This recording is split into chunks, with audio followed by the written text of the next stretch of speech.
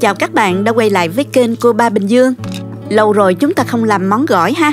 Hôm nay chúng ta cùng nhau làm món gỏi đu đủ khô bò, vừa đơn giản, vừa ngon mà lại dễ ăn.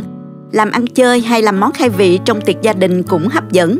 Vị rất ngon và thấm nhờ công thức nước trộn gỏi, thơm và vừa ăn. Nào chúng ta cùng thực hiện ngay nha.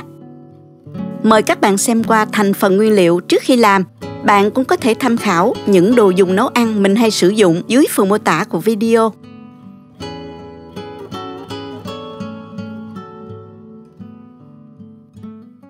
Muốn gỏi được giòn ngon, các bạn nên chọn đu đủ xanh, trái còn tươi, phải đủ già chứ không quá non nha.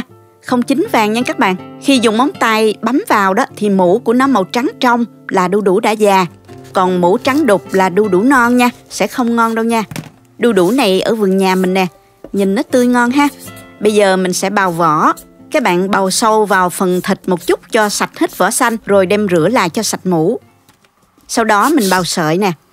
Các bạn ấn sâu bào vào để có được những sợi đu đủ dày để đu đủ được giòn hơn nha. Các bạn bào xung quanh như thế này, không bào sâu vào ruột quá, đu đủ sẽ bị xốp. Chuẩn bị một thau nước đá thật là lạnh ha. Bào xong thì các bạn cho đu đủ vào ngâm trong nước đá để làm sạch mũ, đồng thời tạo thêm độ giòn cho đu đủ nha. Tiếp theo thì mình dùng thêm một ít ớt, lấy hạt ra và cắt sợi. Các bạn có thể băm nhỏ cũng được ha. Trộn gỏi phải có một ít ớt mới ngon nha các bạn.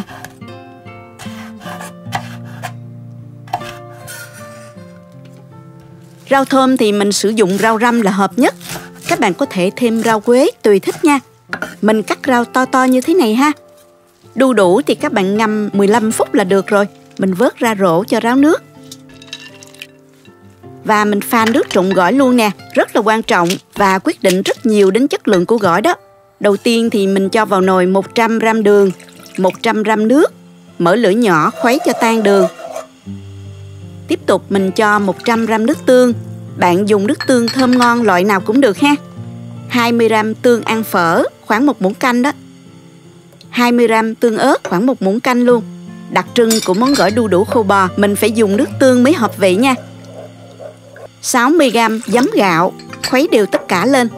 Công thức này mình thấy rất ngon và vừa ăn. Các bạn cứ pha đường, nước và nước tương theo tỷ lệ 1:1:1. Riêng lượng giấm là hơn 1/2 là được ha. Rất là dễ nhớ phải không nè.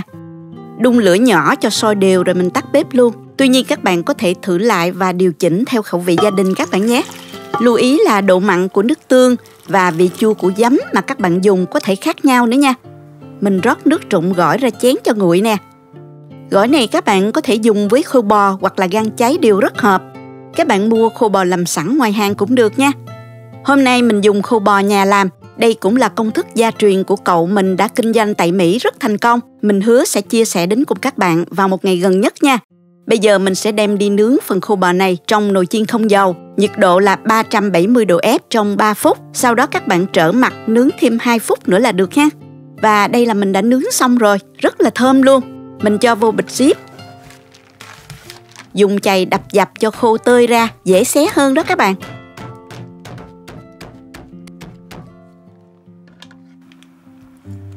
Mình xé khô rất là dễ dàng luôn nè. Lượng khô thì tùy thích nha. Bạn nào ăn nhiều thì mình làm nhiều ha.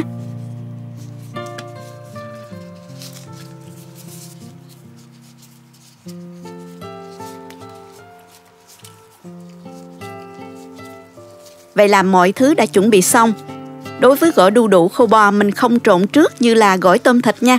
Ăn đến đâu các bạn trộn đến đó ha. Cho đu đủ vào đĩa.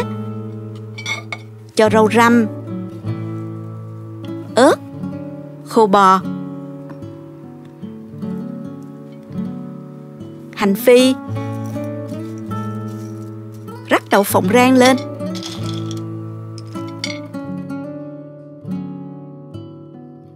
Chan nước trộn gỏi vào và mình cho thêm tương ớt trộn lên và dùng thôi.